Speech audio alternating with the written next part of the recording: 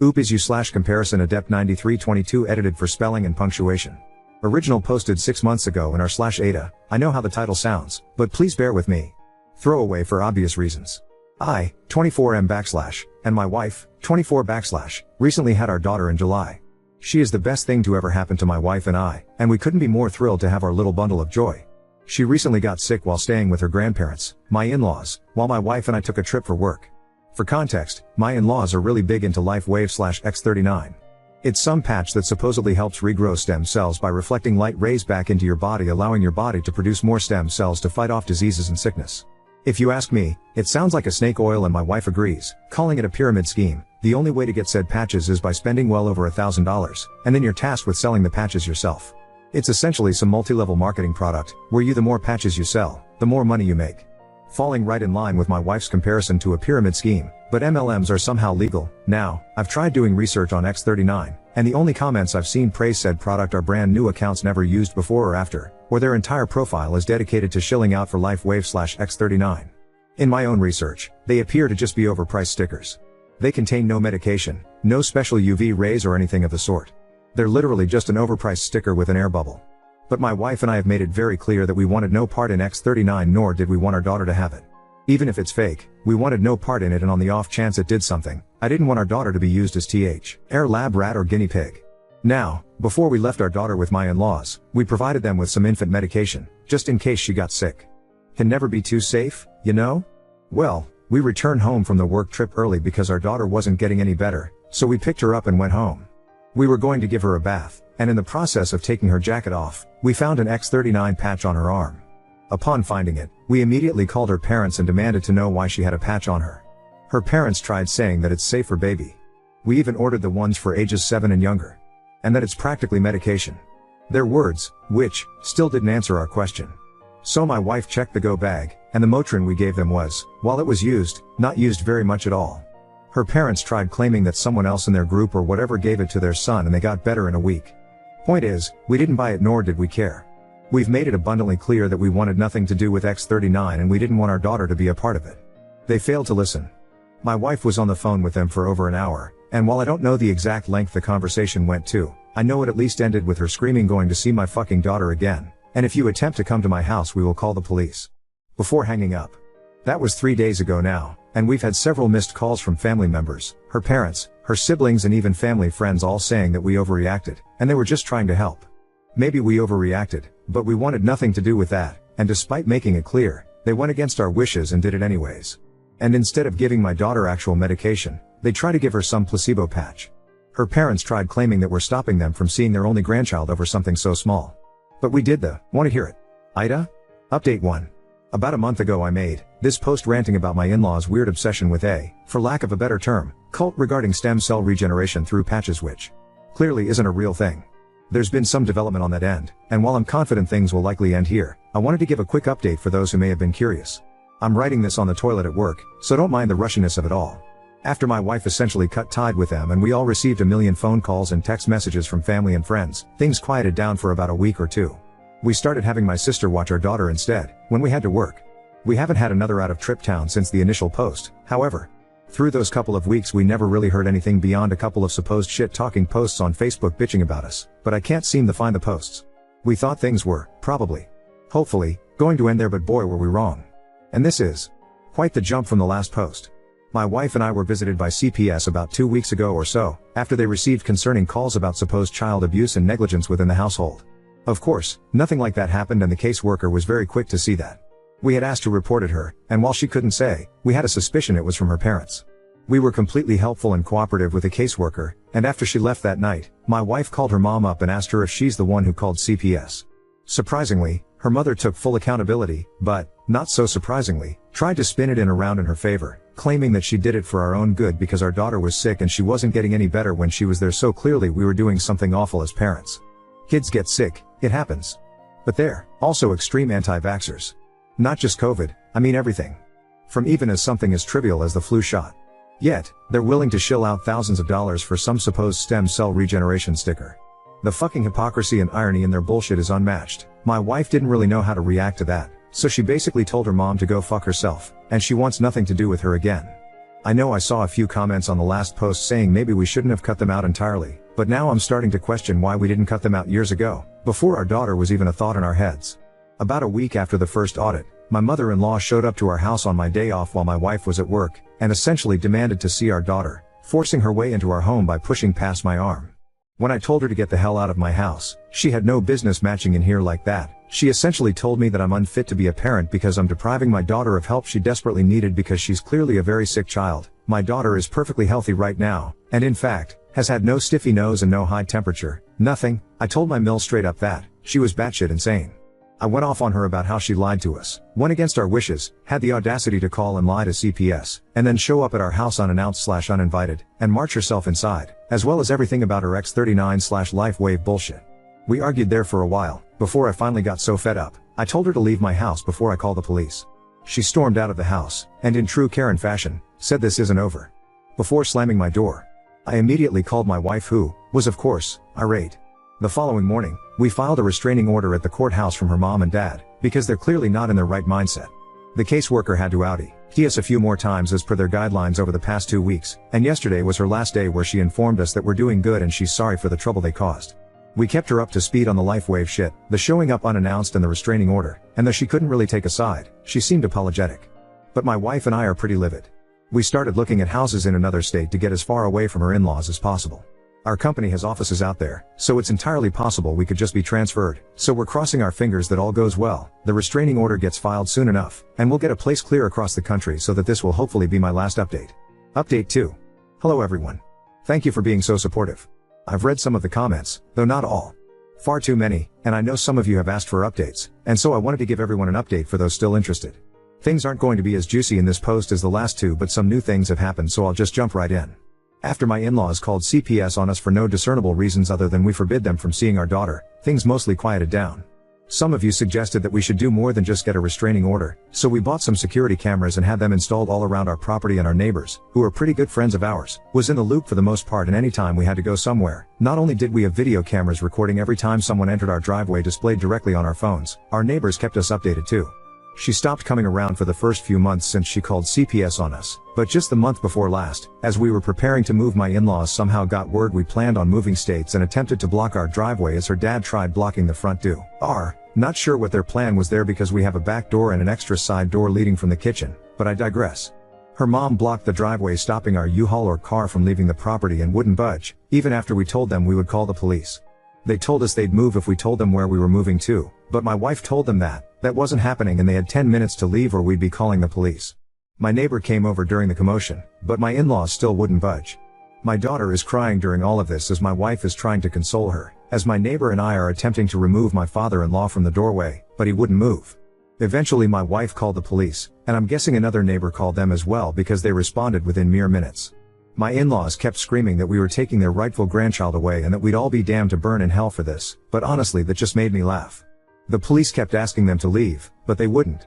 Eventually they were arrested for refusing to leave, and the police were nice enough to call a tow truck for us to be able to back out of the driveway. Lo and behold, as the police were handcuffing my in-laws, they both had on those X39 patches, and even the police questioned them about it. But whatever, what's done is done. We were able to finally leave and on to new adventures. We've been settled in at our new house for the better part of over a month, and we're enjoying it greatly. No word from her in-laws, and they have no idea where we are. We have them blocked, but we'll eventually get messages from unknown numbers or Facebook accounts asking where we moved, but there's no way they're that foolish to believe we'll actually tell them. Luckily, neither my last state or this one have any grandparents' rights, so we're in the clear there. Thank you everyone. Hopefully this is my last update. Now, on to the next story. Confronted my friend about his cheating and prioritized the well-being of his kids over supporting him, leaving my wife questioning if she should matter. My wife is upset at me because of a conversation I had with one of my ex-friend this weekend. I wanted to get neutral opinion on if what I said was horrible and disrespectful to my wife. Just a warning that I am writing about a very sensitive topic and may be triggering to some people. I have been friends with Jason, 38M, since high school. Our families are also close, and our kids are of similar age. For context, Jason is married and has 2 young girls. Last month, Jason's wife Bree got anonymous messages about Jason cheating on her. She snooped around and learned that Jason was having a 2-year-long affair with one of his co-workers. Bree was devastated and reached out to my wife. My wife and I supported Bree, and she confronted Jason and kicked him out of the house. He is living with his parents now and trying everything possible to talk to Bree and make things right. I was faced with a tough decision but decided to be there for Bree and kids and cut contact with Jason. He has been messaging me and trying to talk to me since then. Last week, his mom reached out to me and told me that Jason has not been doing well and having panic attacks and wanted to talk to me. I was reluctant, and despite my wife's protest, I decided to talk to him. He came to my house on Friday evening. My wife did not want to see him and stayed in our bedroom along with the kids. Jason was very apologetic and started telling me how he is so angry at himself, and how he broke up with his AP in order to make things right with his wife. He told me that he is also planning to leave his job and would do anything to get back with Bree and see the kids. He wanted me to talk to Bree so that he can at least discuss the situation and they can work on their marriage. I have never seen him cry and it was just horrible. He Ted complaining about how Bree has been ignoring him for the last several years and they were having problems and that led him to make such a horrible mistake. I know it's not my place, but I completely lost it on him and told him to stop blaming Bree. If he had problem with her, she should have worked with her to solve it. Cheating on her is the worst thing he could have done to her, and he has no idea how hurt Bree is due to all this. I told him that he not only hurt Bree, but also fucked up his kids' lives. They did not do anything wrong and now have to suffer due to his selfish behavior. I told him that I know that husbands and wives may have problems, but his actions are punishing his kids, and their lives will never be the same after this. I told him that I am angrier at him that he destroyed his girls' lives, and he is a monster if he did not think of them before cheating on his wife. We both argued for a while and eventually, I told him that I cannot help him in this situation, and we will stand in Bree's corner and make sure she and the kids are taken care of. He left after that. My wife was appreciative that I did not support Jason and did not let him blame Bree for his horrible actions. Before sleeping, my wife asked me why I focused on telling Jason that he should have not cheated because of the kids. She said that Bree's life is also destroyed, and she is never going to emotionally or financially recover from this for a long time. She feels that the kids are collateral damage, but Bree should be the reason why Jason should not have cheated. I told my wife that from my perspective, I feel worse for the kids because they had such a nice stable home and Jason fucked it up for everyone. My wife told me that she knows I would never cheat on her, but if I was tempted to cheat, would I stop myself because I love her, or would it be because of our kids? We also have 2 girls. I told her that the main reason I would not do it is because I have morals, but if I was playing her game, I will stop myself because I would never want my daughters to go through this horrible situation. My wife was upset at the answer because she feels that she should be the number one reason why I would not cheat. I understand her point and I love her very much. However, I really want my daughters to have a wonderful perfect life with 2 loving parents, and that would be the main reason I would never do anything to sabotage it. Am I the because I prioritize my daughter's happiness over the love towards my wife? Is that a normal thing to do, or my wife is right, and she should always be my number one priority? This has always been a big debate. Are the kids the number one priority or is the spouse the number one priority? Personally, I see the spouse as the number one priority, since you need a good marriage to properly raise your children and it is the main and best way to lead by example of how they should and be expected to be treated in a relationship. Plus the multitude of benefits it has for the children. But I see the points of the other side. I guess I see the point too. However, my heart broke for the girls during the last month that was on top of my mind. I talked to them over the last month and while the youngest is too young to understand anything, the older one knows what is going on and you could see the hurt in her eyes. I don't think either are neither of you want your kids to suffer. I always think that at the end of the day your spouse is the only one that chose to love you. Your parents love you because you're their child. Your kids love you because you're their dad. Your wife loves you for you. That to me would be enough reason to not cheat, even if you don't have kids. Agreed. Luckily my parents are still together. However, growing up, I have seen many of my friends go through this and saw their personalities completely change. That may be the reason for my viewpoint. Update 1. The issue was that my friend Jason was caught cheating on his wife last month, and when I had a heated argument with him last week, I told him that he should have thought about his kids before starting a 2-year-long affair with a coworker. My wife heard the conversation and was upset that his wife Bree was the one who was wrong the most, and I should not have told him that his kids should be the number one reason he should have not cheated. I agree with all of you who said that the comments I made were horrible, but it was just an emotional week, and not sure I'm thinking about things right. The night I posted here, I had a very long conversation with my wife. I apologized to her for telling her that our daughter's happiness would be the main reason why I would never do anything to hurt our family. I told her that she is the love of my life and how much I value all the things she has done for us. I understand that she is my wife, and I made a vow to her to be with her forever, and I understand how my statement was hurtful to her. She was luckily very understanding and told me to not worry about her. She said that she was hurt in that moment, but understands how much I love our kids. She did ask me why I even kept on bringing up kids during my conversation with Jason, as that was the point in my argument with Jason where I lost my cool. The thing was when Bree kicked out Jason after learning about the affair, she was a mess. Bree is a Psalm and does not have many friends. My wife is probably the closest friend of Bree and hence she called my wife to tell her about what happened. As my wife went to her place, I volunteered to pick up Jason's daughters and bring them to our house to give Bree some space. Bree was having a mental breakdown since the incident and my wife chose to stay at her place to look after her. I was watching the kids for 4 nights, until Bree was okay enough to take care of them. Jason's older daughter, who is 8, kind of understood what was happening. However, his younger daughter is 4 and was just missing her parents. She is daddy's girl and kept on insisting to me to call Jason to our place. It was heartbreaking to look at her and feel how irreparably her life will be affected because of Jason's selfish decisions. I just felt very sad inside during the whole situation. I understand that it is Bree and Jason's relationship, and I don't get to have a say, but I feel that was the main reason why I reacted the way I did. I feel lucky that my wife understood my emotions and was gracious to support me and not be upset with my unfortunate statements.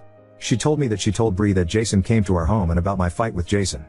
Bree felt hurt about it, but asked my wife if she could come to our house on Friday to talk to me. We met on Friday and Bree asked me about my conversation with Jason. I told her in detail about what happened, how Jason's mom reached out to me, and I met him because of that. I told him about how Jason told me he broke up with his AP and was going to leave his job to be far away from that situation. Bree asked me about our fight and why I said things about the kids. I again was honest with her about what I felt. I apologized to her for having opinions as it was their relationship, but I just said those things in the heat of the moment. Bree asked my wife and me if we think Jason can change, as she is also very worried about the kids and the impact on them. She said that Jason has always been an amazing dad, and she is not sure if she can raise the kids without him. My wife told her that what Jason did was horrible and unforgivable, but we do not want to give opinions on their relationship, as only Bree can decide what to do about it. Bree told us that she'd want to talk to Jason, and if we could host both of them, so she feels safe.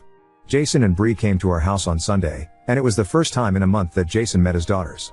It was a very surreal moment to see how emotional he got after seeing them. I don't care what all of you say, but I know that I will never jeopardize my family because I would never want to be in Jason's shoes and how broken he looked when he had to face his daughters. There were a lot of tears all around. Bree and Jason discussed things privately. From the gist I got later, Jason apologized a lot to Bree and told her he would do anything to make things right. He told her that he has already put a 14-day notice at his workplace and vowed to never see or talk to his AP again. He told her that she could have access to his phone, and he will not take a job where he has to travel for work or stay away from her overnight. All he asked was for a chance to go for marriage counseling and work on things. He also offered that they could move to a different town near Bree's parents and get a fresh start. Bree accepted most of the things, except she does not want to move to a new place. They decided that Jason can move back into their house, and they will try to find a way forward from this situation. They both thanked us for mediating between them, and Jason also apologized to me for all the drama and told me that he will do everything possible to heal his marriage, and make sure his daughters are taken care of. It all seemed like a good outcome on surface, but my wife feels that my comments about their daughters may have guilted Bree into taking Jason back. I really did not intend to meddle in their relationship, and I know that they have a long rocky road ahead if they want to recover from this situation. I just hope that they find the strength in doing that. I wanted to get opinions on if what I did was right in this situation, as I feel I accidentally caused both of them to get back together, and if Jason cheats in future, I might be the one to be blamed because I talked to Jason first, and then my words guilted Bree into taking him back because of the kids.